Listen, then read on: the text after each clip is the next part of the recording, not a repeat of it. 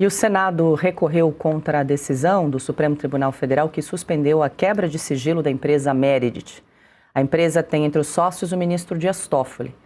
A quebra de sigilos bancário, fiscal e telemático havia sido aprovada pela CPI do crime organizado. A medida foi suspensa pelo ministro Gilmar Mendes, que classificou a decisão da CPI como invasiva e sem fundamentação adequada. O Senado, no entanto, afirma que a decisão compromete os trabalhos da comissão e esvazia os poderes de investigação do Congresso. Segundo a Casa, a quebra de sigilo é uma prerrogativa das CPIs e tem amparo em precedentes do próprio Supremo. A investigação busca apurar a compra de um resort da empresa por um fundo ligado ao ex-banqueiro Daniel Vorcaro. O Senado também afirma que os dados coletados permaneceriam sob sigilo durante toda a investigação. Cauti, o próprio senador Alessandro Vieira disse, que a CPI iria recorrer dessa decisão do ministro Gilmar Mendes. Falamos muito aqui dessa decisão esdrúxula, do ministro Gilmar Mendes, que se manifestou, ele não é o ministro relator prevento do caso, ainda assim decidiu por suspender essa quebra de sigilo da empresa ligada ao ministro Toffoli. Primeiramente, Gilmar pegou um processo de 2021 que não tinha nada a ver com o caso, retirou no arquivo somente para achar uma desculpa e salvar o amigo Dias Toffoli.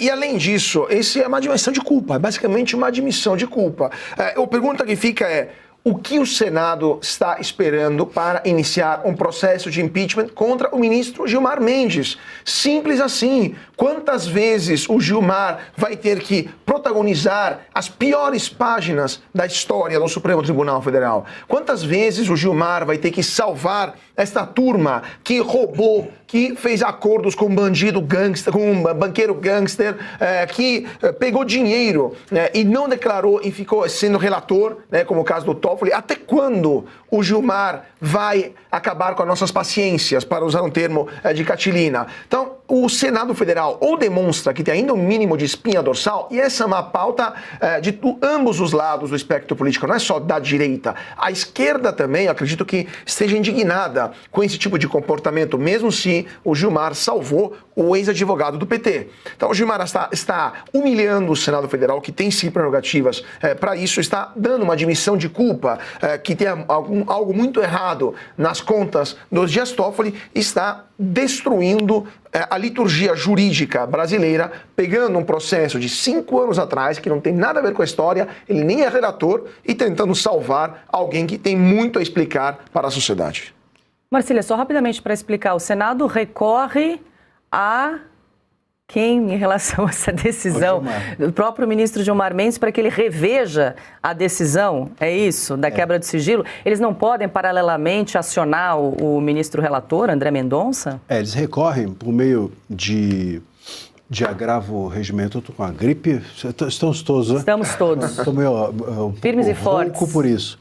Mas ele recorre por meio de agravo regimental para o Gilmar Mendes, portanto, avalia e no tempo dele, no tempo do juiz. Esse é o problema. Esse é o problema e prazo de juiz é o que a gente chama de prazo impróprio, não é ótimo isso? Prazo impróprio é o nome de prazo de juiz, ou seja, é um prazo que não serve para nada, não tem um prazo exato. Aí ele, então, levaria, supostamente, ao colegiado para a avaliação ou referendar a decisão dele. Eu até vi algumas pessoas levantando a possibilidade, é interessante.